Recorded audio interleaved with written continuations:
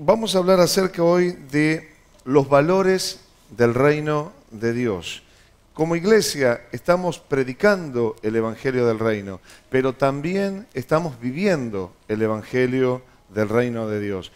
Estamos viviendo una atmósfera espiritual distinta porque amamos a Dios y amamos a su reino. Y es por eso que vamos a analizar un poquito hoy qué cosas Dios espera de la gente que es gente de reino, que vivimos y proclamamos el reino de Dios. Vamos a buscar allí en Marcos capítulo 1, versículo 14, y quiero que analicemos en primer lugar, y quiero compartir con ustedes en primer lugar, que cuando hablamos de reino de Dios, no hablamos de religión. Decí conmigo, el reino de Dios no es religión, sino que el reino de Dios es el gobierno de los cielos sobre la tierra. Son dos cosas diferentes.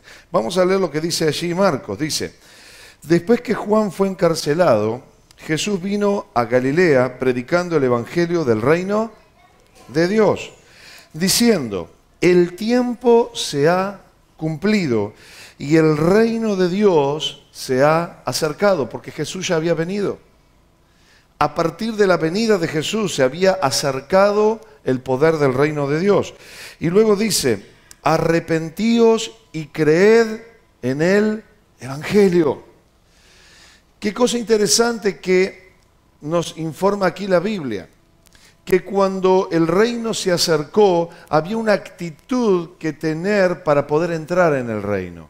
Si bien no hablaba de un reino visible, no hablaba de ciudades, no hablaba de un trono, pero sí hablaba de un reino espiritual que había comenzado a entrar en acción a partir del momento en que Jesús llegó a la tierra. Y entonces dice aquí la palabra, arrepentíos y crean en el evangelio. El primer paso para poder entrar en el reino de Dios, para poder meterme en la esfera donde Dios gobierna, para poderme meter en el mover de Dios, en el río de Dios, a donde Dios actúa, a donde Dios hace milagros, a donde Dios se mueve, a donde Dios revela, a donde Dios habla, dentro de ese reino, para entrar allí, la primera clave es el arrepentimiento. Podemos decir que la gente de reino es un conjunto de gente arrepentida. Podríamos decir que aquellos que están en el reino de Dios disfrutando de los beneficios del poder del reino de Dios son aquellas personas que se han arrepentido de su vieja vida, que han buscado una segunda oportunidad en Cristo y han comenzado una nueva vida. Decirle a tu hermano, por favor, el arrepentimiento es la clave. Para disfrutar del poder del reino, yo solamente puedo entrar a través del arrepentimiento. Cuando decido hacer un giro total y cambiar de dirección, esto significa arrepentimiento. Yo iba en un camino a espaldas de Dios, pero cuando llego a Cristo, decido tomar una decisión en mi vida y dar un giro total en mi vida y decir, ahora yo sigo a Cristo en mi corazón. Me arrepiento de mi mala vida. Me arrepiento de mis viejos pensamientos, de mis malas conductas y de mi alejamiento de Dios. Y ahora yo puedo entrar en el poder del reino de Dios. Ahora miren ustedes cómo lo dice también Colosenses, capítulo 2, versículo 23. Y se los voy a leer en la versión Dios habla hoy, porque me encantó cómo lo traduce. Y dice lo siguiente, es verdad que tales cosas pueden parecer sabias. Se está refiriendo a la religión de aquel momento, ¿no? A las religiones del mundo. Y dice, es verdad que tales cosas, o sea, tales religiones con sus reglas, sus instituciones y todo esto, pueden parecer sabias, porque exigen cierta religiosidad y también exigen humildad.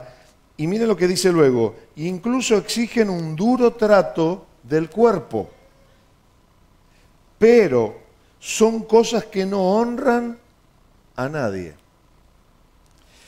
pues solo sirven para satisfacer los deseos puramente humanos. Eso es religión. La religión podríamos decir que solamente es un conjunto de reglas, de normas, de mandatos humanos, del parecer humano de cómo tiene que ser la religión para acercarse a Dios. Si no, basta mirar los orígenes de muchas religiones conocidas, que todas han tenido un fundador. Y cada religión se organiza de acuerdo a la ideología o a la forma de pensar el reino de Dios del fundador de esa religión. Pero puedo decirte algo con total seguridad, que cuando Jesús predicó el Evangelio del Reino, Él estaba pensando en otra cosa. Jesús no vino a instaurar ni a fundar una nueva religión.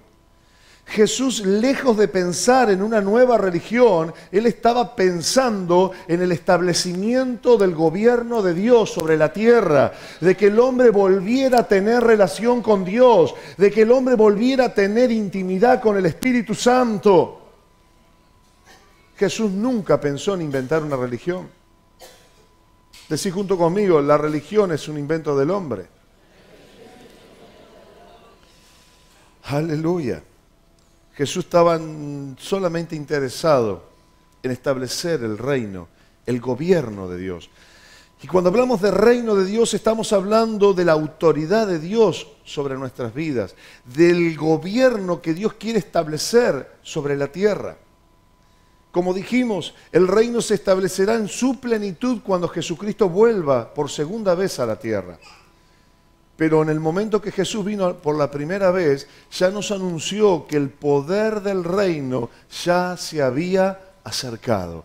Y todos aquellos que creemos en el Evangelio, todos aquellos que creemos en Jesús, todos aquellos que nos hemos arrepentido de nuestra vieja vida y hemos decidido seguir a Cristo, hoy somos los representantes del reino de Dios. Somos los que vivimos en los beneficios del reino de Dios. Somos los que disfrutamos el poder del reino de Dios. Un reino que se establecerá pleno en el futuro, pero que ya está accionando en medio de la tierra. Es verdad que las tinieblas hoy gobiernan la tierra. Es verdad que Satanás y sus demonios hoy gobiernan la mentalidad y los sistemas humanos. Pero también es verdad que hay una iglesia que está en pie. Hay una iglesia que se levanta cada día y proclama y dice: Padre nuestro que estás en el cielo, venga tu reino y hágase tu voluntad sobre la tierra, así en el cielo como en la tierra. Y esa iglesia está creciendo, esa iglesia está buscando, esa iglesia está entrando en el poder del reino. La religión solamente está compuesta de leyes, de mandatos, e incluso de legalismos, de lo que se puede y lo que no se puede hacer, de lo que se tiene que hacer y lo que no se tiene que hacer, costumbres humanas. Pero, decí junto conmigo, el reino de Dios no es un lugar. El reino de Dios no es un lugar físico, no es un lugar donde uno puede decir, acá está el reino, como algunos se ponen el salón del reino, acá está el reino. No, allí no está el reino. El reino de Dios no es un lugar físico.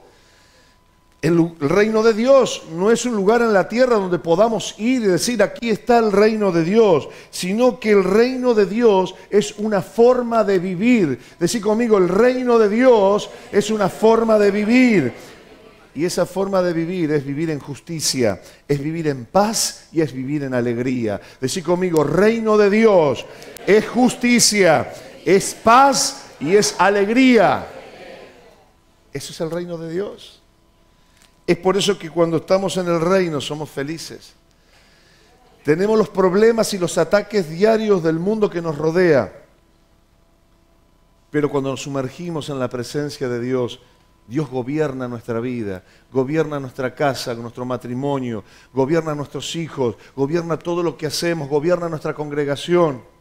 Y podemos experimentar lo sobrenatural de Dios. Podemos experimentar que las cosas acontecen. ¿Saben por qué? Porque el poder del reino está sobre nuestra vida. Ahora, mire usted qué interesante, porque normalmente la felicidad pensamos que tiene que ver con un estado emocional, de cómo me siento en este momento, si me siento bien o me siento mal, si las cosas me van bien o me van mal. Y a veces incluso pensamos que la felicidad tiene que ver con un evento que va a suceder en el futuro. Pero déjame decirte que la verdadera felicidad no es ausencia de problemas. La verdadera felicidad no es ausencia de dificultades o una vida fácil, confortable y cómoda, que es lo que la mayoría de la gente busca tener. Sin embargo, podemos decir que para poder entrar en el reino de Dios tenemos que dejar nuestro confort. Para entrar en el reino de Dios tenemos que dejar todas esas cositas que nos atan muchas veces a la vida terrenal para poder disfrutar de la verdadera felicidad, para poder disfrutar de la paz mental que solamente Jesús puede dar cuando estamos dentro del reino de Dios. Decí conmigo, para disfrutar del reino de Dios, tendré que renunciar muchas veces a mis comodidades.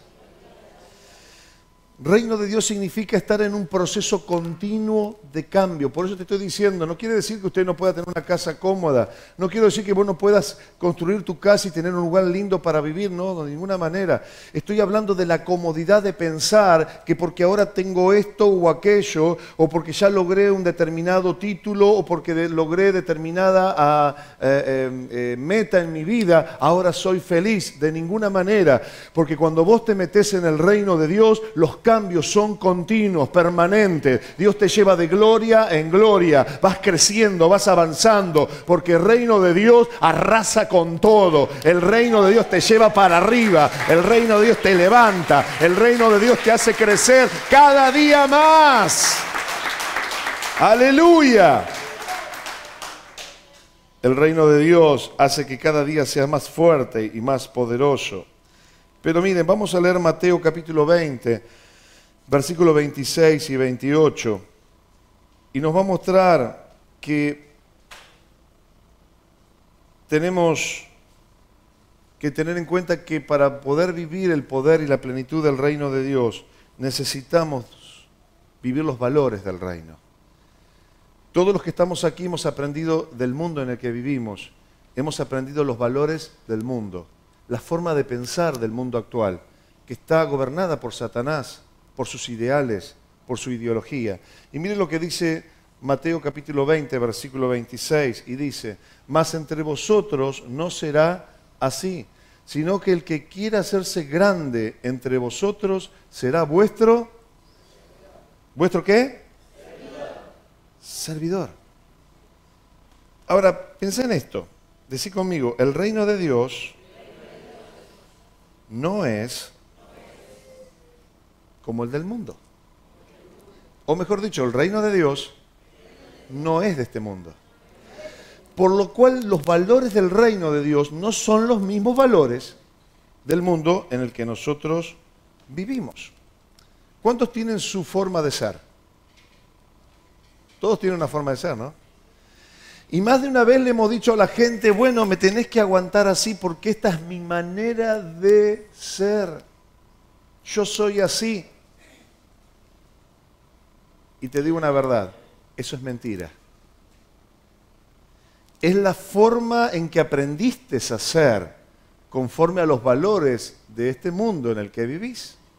Pero cuando vos entrás en el reino, tenés que renunciar a tu manera de ser aprendida en este mundo para empezar a tener la forma de ser de Cristo Jesús, tener la mente de Cristo, la forma de vivir de Cristo Jesús. Porque cuando entras en el reino, tu forma de ser, entre comillas, se hace añicos, porque Dios empieza un proceso de transformación. Y empezás a tener valores distintos, empezás a tener una mirada distinta de la vida, tus hábitos comienzan a cambiar. El que era vago comienza a trabajar. ¡Aleluya! ¿Se acuerda lo que decía el libro de Marcos en el estudio que estamos haciendo los jueves, no? Decía Jesús, mi Padre trabaja y yo también trabajo, dijo Jesús. Por eso los cristianos somos gente retrabajadora. Decirle a tu hermano, vos y yo somos gente de reino, somos trabajadores.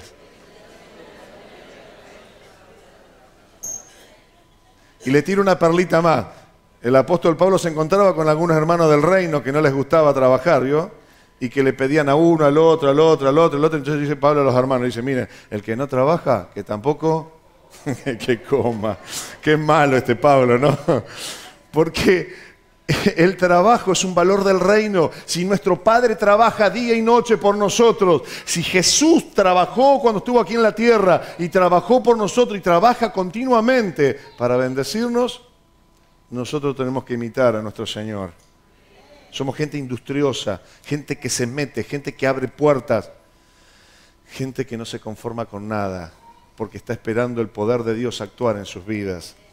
Ahora, sin embargo, en este mundo en el que vivimos, Satanás está presente también a veces. Escuche bien, escucha bien. Satanás a veces está presente también en medio de la iglesia a través del sistema de pensamiento. Y vos me dirás, pero ¿cómo puede ser eso? ¿Cómo puede ser que Satanás esté influenciando a la iglesia en este tiempo? Bueno, miren, en la carta de Efesios, el apóstol Pablo dice que este sistema en el que vivimos está bajo la corriente de este mundo. Decí conmigo, la corriente de este mundo. Y el apóstol Pablo dice que aún dentro de la iglesia muchas veces la corriente del mundo, o sea, la forma de pensar del mundo, la ideología que el mundo hoy sustenta, que tiene un origen satánico, también a veces puede ingresar en la forma de pensar de una congregación. Por eso necesita de que Dios limpie y restaure a la congregación cada vez que nos acercamos a Él. Miren ustedes qué interesante, porque por ejemplo, unas cosas que pasaban en el tiempo de Pablo era que los paganos de aquella época habían logrado introducir dentro de la iglesia, por ejemplo, la vanidad.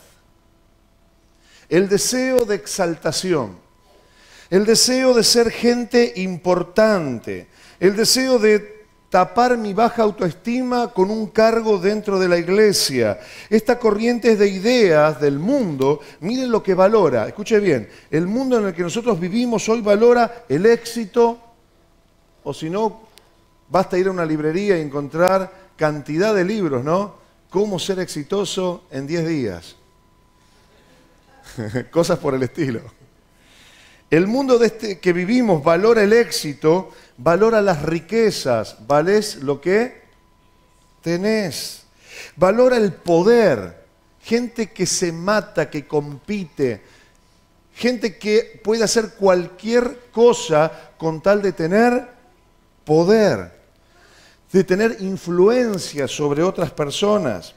La fama, el placer, la conquista y la fuerza. Estos son los valores que el mundo tiene hoy. Y toda la gente corre detrás de esto, de tener fama, de tener poder. Y Pablo estaba preocupado porque aún en la iglesia del primer siglo, mucha de esta forma de pensar, la corriente de este mundo, también estaba entrando ¿a dónde? En la iglesia. Había hermanos vanidosos, había hermanos que querían fama, que querían poder, que competían unos con otros para poder ver quién era el primero y quién estaba más relevante en relación a otros. Conquistar espacios. Y cuando una iglesia cae en el pecado de la vanidad, desde sus líderes hasta todos los miembros que están en ella, comienza un proceso mundano dentro de la iglesia, como pasa en el mundo de hoy, donde se desprecia a los pobres, donde se desprecia a los que han fracasado, donde se desprecia a los feos.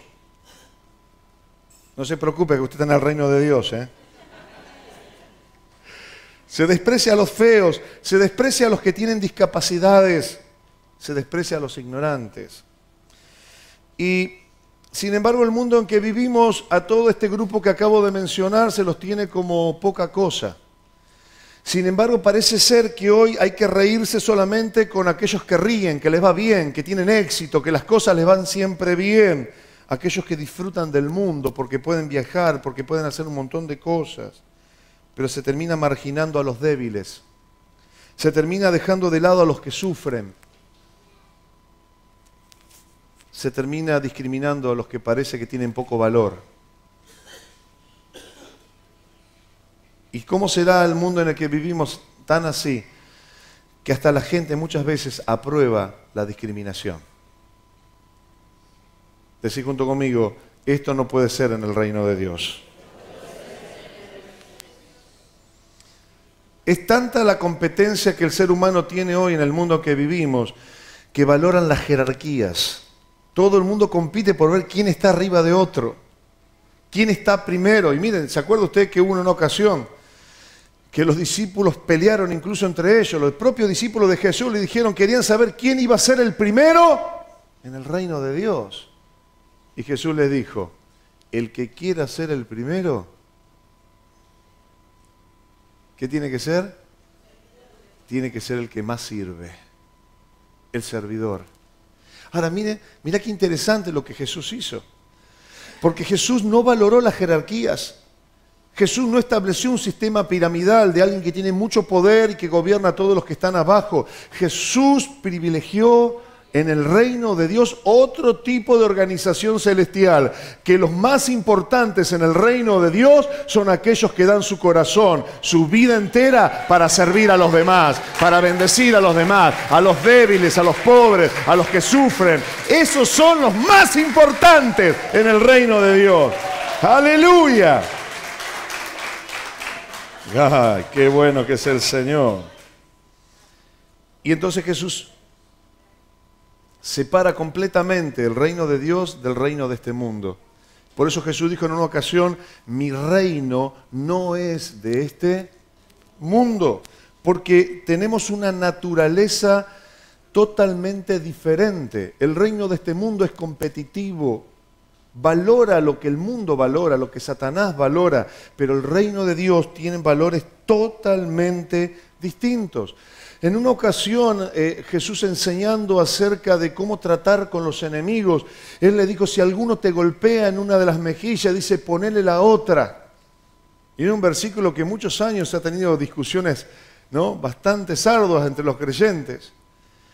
Pero Jesús no estaba refiriéndose a dejarse pegar, no estaba diciendo eso. Lo que Jesús estaba queriendo enseñar con eso es que Él es enemigo, escucha esto, enemigo del odio y de la venganza.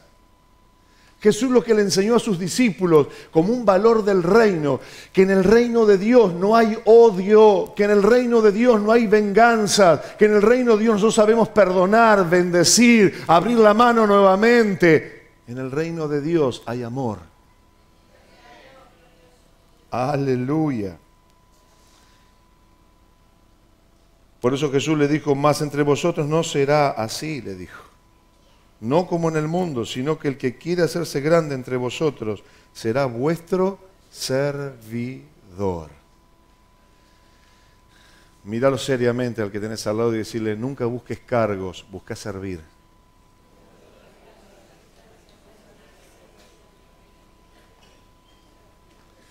Dios no nos llamó para tener éxito. Dios nos llamó para ser siervos. Dios nos llamó para ser servidores. Miren, la Madre Teresa de Calcuta lo expresó de esa manera justamente. Una mujer muy humilde. Y dijo lo siguiente, Dios no me ha llamado a mí a tener éxito en la vida, sino que me llamó a servirlo. ¡Qué tremendo! Miren, Jesús no salió jamás del territorio de Israel. Él nunca fue a Roma, ni se fue a un viaje a Miami para las exposiciones de allí de evangélicas. Jesús nunca fue a otro lugar que no fuera Israel. Solo se movió allí. Todo su ministerio se desarrolló en un radio de muy pocos kilómetros. Jesús nunca salió de su tierra. Nunca visitó París para ir a tomarse un cafecito allí en la Torre Eiffel. Ni tampoco conoció Roma. Es más, Jesús vivió 30 años de su vida en un pueblucho chiquitito llamado Nazaret, un pueblito casi sin importancia. E incluso se la pasó trabajando como carpintero. El creador del universo se movió en una total humildad. Ahora, mire, yo estaba pensando, ¿no? Porque Jesús se la pasó haciendo muebles durante 30 años con su papá, José, su papá terrenal. Y realmente cuando uno piensa en la actitud, si lo trasladáramos a Jesús a esta época en la que vivimos hoy, más de uno diría que Jesús era un pobre diablo, ¿no? Más de uno diría que es un pobretón. Más de uno tal vez a Jesús lo hubiese dejado de lado. Un pobre carpintero, viniendo de un pueblito así, casi una villa.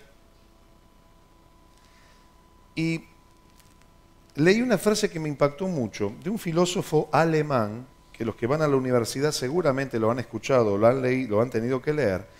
El filósofo alemán Nietzsche, ustedes lo han escuchado en la universidad, los que van a estudiar, dijo lo siguiente refiriéndose a Jesús. Escuche bien lo que este Nietzsche dijo acerca de Jesús. Dijo: es una locura glorificar a un perdedor. ¿Escuchaste lo que dijo Nietzsche, el filósofo alemán? Es una locura glorificar a un perdedor, a alguien que no se resistió, sino que permitió ser colgado de una cruz. Esto ha impedido el desarrollo de la humanidad, porque la humanidad solo puede crecer con voluntad de poder y también voluntad de dominio. Es necesario dejar atrás la compasión, dice Nietzsche. Es necesario dejar atrás la misericordia. Para eso tiene que dejar atrás también a Cristo. No hay universidad que no lo cite este hombre. Lo que pasa es que este pobre Nietzsche nunca pudo entender que la locura de la predicación de Cristo trae transformación verdadera al hombre, a la mujer, a las familias, a toda una sociedad. Y hoy somos millones de personas que hemos sido transformados por el poder de la cruz, por el poder de Jesús. ¡Aleluya! ¡Gloria a Dios! Ese es el poder del reino de Dios. ¡Qué tremendo! Pablo el apóstol también era un filósofo, un hombre erudito de aquella época, y cuando se convierte a Cristo, él llegó a decir: para mí el vivir es Cristo y el morir es ganancia. Aleluya. Decí conmigo: para mí el vivir es Cristo y el morir es ganancia. Un hombre que tenía mucho intelecto, pero que cuando conoció la locura de la predicación de Cristo, cambió su vida completamente. Aleluya. Para terminar, quiero que veas el capítulo 2 de Santiago. Y allí nos habla de algunos valores que en el reino tenemos como hijos de Dios. Decí conmigo: tengo que valorar el que somos iguales ante Dios. Santiago capítulo 2, versículo 1 al 4 dice: hermanos míos, que vuestra fe en nuestro Señor, nuestro glorioso Señor Jesucristo, sea sin acepción de personas. Porque si en vuestra congregación entra un hombre con un anillo de oro y con ropa espléndida, y también entra un pobre, ¿qué pasa con el pobre?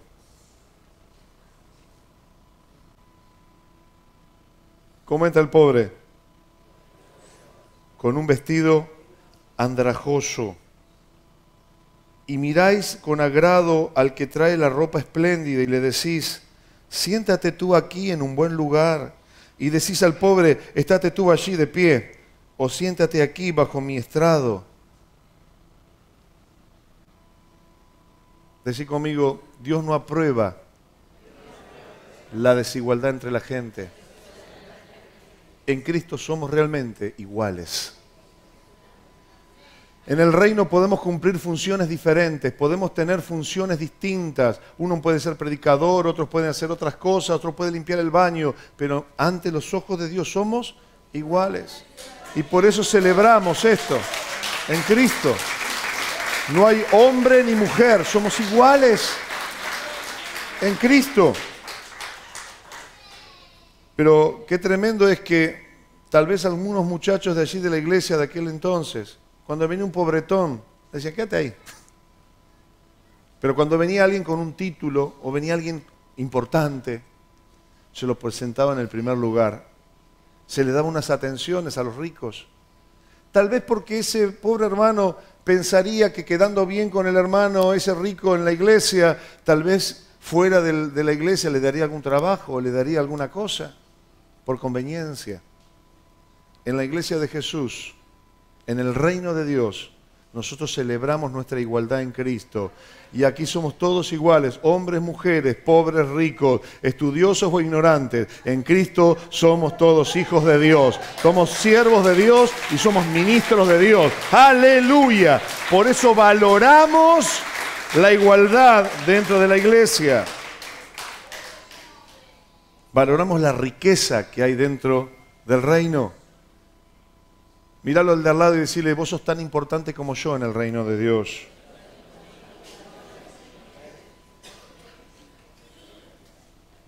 Y para terminar, quiero que leamos Lucas capítulo 22, versículos 25, 26 y 27. Y volvemos al mismo valor principal del reino de Dios. Lucas capítulo 22, versículos 25 y 27.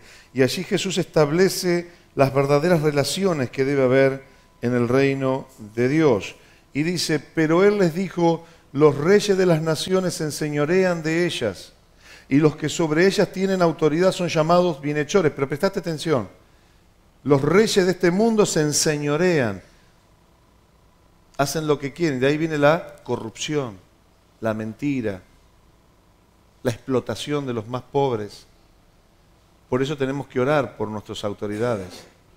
Por eso la iglesia tiene que orar desde el presidente hasta todas las autoridades municipales. Y luego dice el versículo 26, mas no así vosotros, sino que sea el mayor entre vosotros como el más joven, el que dirige como el que sirve. Atención los jóvenes, ¿eh? Los jóvenes son tan importantes en el reino como cada viejito que está aquí presente también, ¿eh?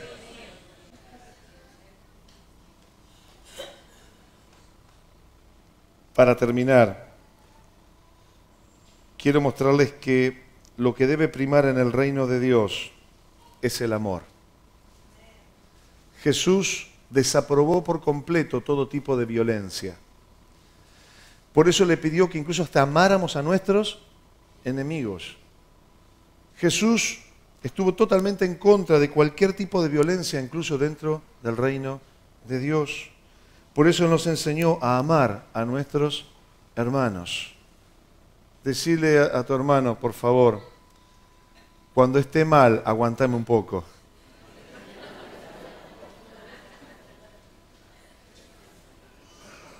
Pero miralo ahora serio y decirle, pero si te pasás de la raya, te voy a poner un límite.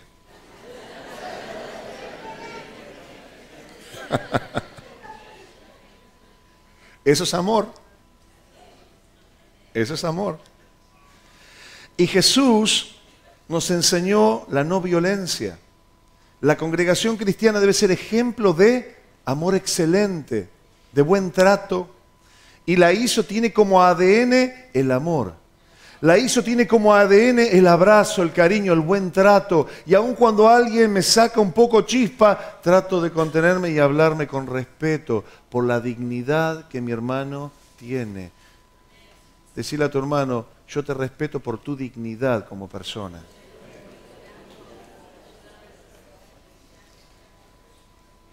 Y volverlo a mirar y decirle, por eso no me maltrates.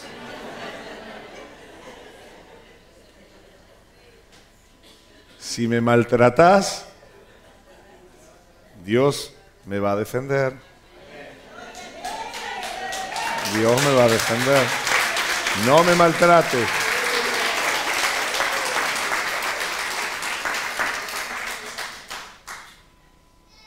Busca amar a tus hermanos. Aún en la relación ministerial debemos amarnos de todo corazón, con respeto, con dignidad. Miren, les leo esto último. Se dice que Gandhi, ¿conocen a Gandhi? El gran pacificador hindú. En días cuando él era estudiante, él empezó a leer la Biblia. Y se sorprendió y quedó muy perplejo cuando vio que la Biblia, que era un libro religioso que él no conocía, que era del cristianismo, y él siendo hindú comenzó a indagar y se dio cuenta que el mensaje de Jesús era un mensaje de paz. y quedó muy impresionado por esto, porque dijo, la verdad que no sabía que el cristianismo impulsa el respeto, el amor por las personas. Entonces, ¿saben lo que hizo? Él fue a una iglesia cristiana para poder interiorizarse y ver cómo ese amor que Jesús estaba predicando se podía ver y palpar. Y fue una iglesia de hermanos blancos, una iglesia inglesa, cristiana. Y cuando entró allí, él pensó, bueno, el cristianismo debe ser la solución para los prejuicios raciales, para el prejuicio entre los de color y los blancos y los hindúes y de las religiones, y entre los ricos y los pobres, males que estaban afectando a la India y también a África del Sur. Un domingo, cuando él fue a la iglesia, estaba dentro de la iglesia y quiso hablar con el pastor acerca de sus inquietudes espirituales, pero cuando entró al templo, los sugieres que estaban en la puerta, ¿no?, los que estaban allí recibiendo a la gente, viendo que él era un hindú y que era de tez morena, le dijeron que no había lugar para él en la iglesia y que si quería podía escuchar el culto desde la puerta de entrada. Y cuando él quiso reclamar acerca de esto, finalmente le dijeron los sugieres de la puerta, le dijeron, no hay lugar para negros en nuestra iglesia. Y Gandhi pensó, si el cristianismo entonces no puede darle solución a las diferencias humanas, a las injusticias humanas, trataré entonces desde el hinduismo poder procurar la paz. Qué triste, ¿no? Un hombre como Gandhi, si se hubiese convertido, si la iglesia hubiese entendido el mensaje de Jesús, si la iglesia hubiese celebrado la igualdad y hubiese celebrado el reino de Dios, Gandhi hubiese sido un gran testimonio de un hombre de Dios que hubiese predicado a todas las naciones. Pero no se entendió en ese momento el reino. Querido, quiero terminar con esto. Que vos en este tiempo entiendas que el reino no es religión, que el reino es una relación cercana con Dios. Es tener los valores de Cristo y no los valores de este mundo. Tal vez tengas que renunciar a tu forma de ser de antes, cómo te tratabas en el trabajo o cómo te tratabas con tus compañeros en tu profesión o en tu casa. Tendrás que renunciar a todo esto para tener los valores del reino de Dios, para empezar a tratar a los demás como Jesús los trataría, para vivir con los demás como Jesús viviría con los demás. Y en la ISO vamos a trabajar y trabajamos siempre para que los valores del reino sean nuestro estandarte, el amor, la justicia y también la lealtad a Dios. Por eso damos gracias a Dios, porque el reino de Dios está entre nosotros. ¡Aleluya! Gloria a Dios. Ponete en pie y te pido que le digas al Señor, Señor Jesús, me arrepiento de todas las veces que he actuado con los demás de acuerdo a mis hábitos, a mi forma de ser de mi antigua vida. Renuncio a esto para empezar a vivir con los valores del reino. Ayúdame, Dios, a ser justo, a hacer justicia a mi alrededor, a amar a los demás y especialmente a los de la fe, con respeto, con dignidad, porque también son tus hijos. En el nombre de Jesús, Señor, lléname del poder del reino para que tu gloria se manifieste a través de mí, para que pueda influenciar a todos los que me rodean con el poder del reino de Dios. Te lo pido en el nombre de Jesús. Amén, amén y amén. Dale un fuerte aplauso al Señor. Gloria a Dios.